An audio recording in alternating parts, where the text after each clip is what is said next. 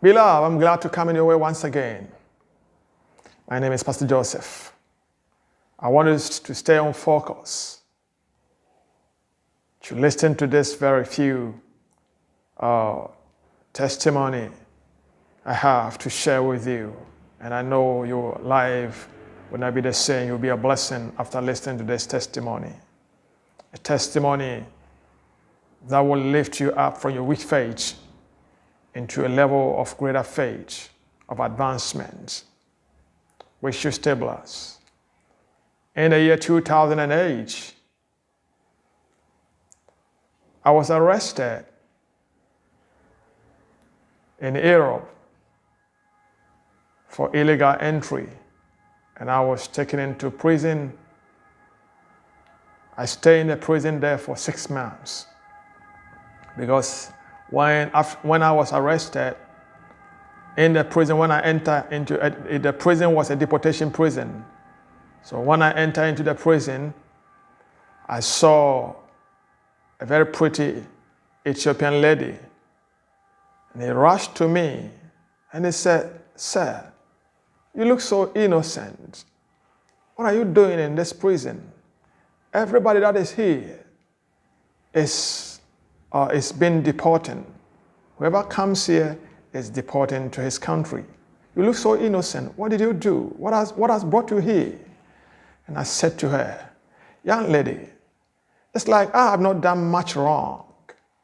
The problem is they said I have entered here as illegal immigrant.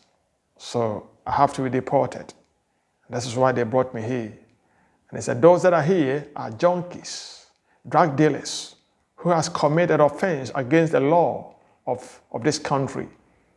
They are all taken back to their countries. But because your case is not drug dealing and then other stuff, other criminal stuff, I'm calling a lawyer for you." It was around 8 o'clock in the evening. The girl was working in the prison there at night. So it was 8 o'clock. He was at work. So he called the lawyer for me at that evening.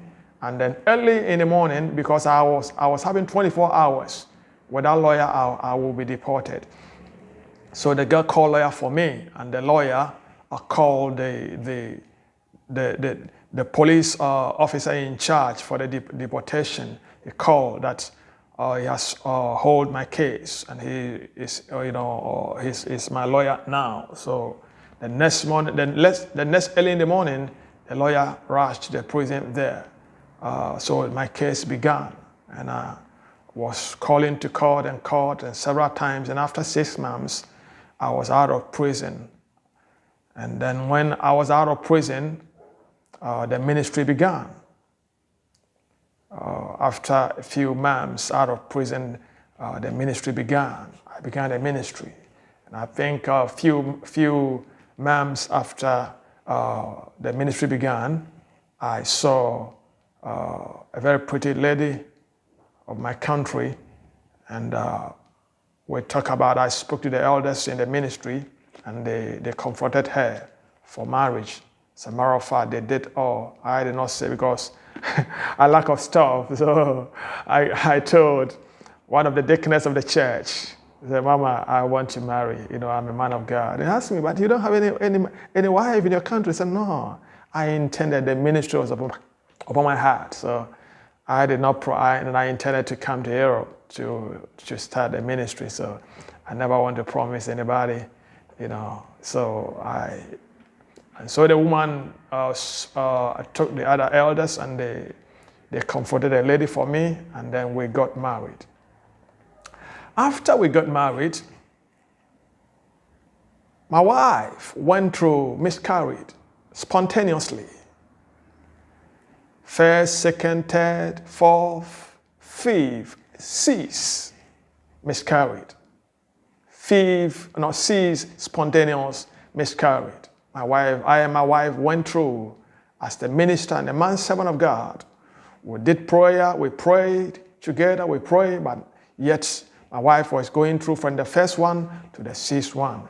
As a matter of fact, the reason why I'm sharing this testimony with you is that at the end of this testimony, you will know that the only way out of the problem you're going through is prayer, and exercise greater faith that heavens will be able to respond unto you right here on the earth.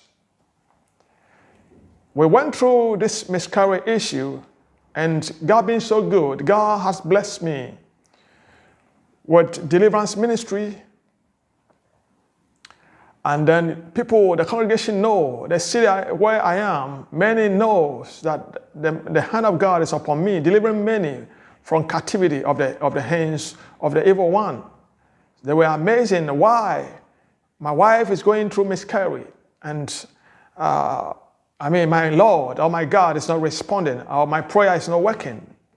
I heard a lot. People, some were accusing that I have a spiritual, I consulted spiritual juju for the church. That is why, I'm ministering with deliverance and all kinds of stuff. I heard a lot of, accusations and false charges on me as man servant of God. Yet I did not respond to anybody.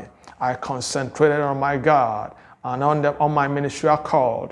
And on the sixth one, when my wife was taken to the hospital for the miscarriage, I followed her to the hospital, but I sensed within me to come back to church. So I rushed from the hospital and I rushed to church. And I came and knelt down before the pulpit, and I prayed to God of the Most High that, Lord, don't put me ashamed. Let not my enemy be laughing at me. Respond to my prayer, that they may know that I serve you, the living God. And I tell you, beloved, that instant prayer, the Lord answered me. And when my wife came out of hospital after some months, he got another pregnant. That was the 7th pregnancy. And God being so good, he blessed us with a very gentle and handsome young boy called Elias. After Elias, in fact, I told my wife that, listen, my dear, I have married you. I'm a man of God, not like the others. I understand the fact that marriage is established by God.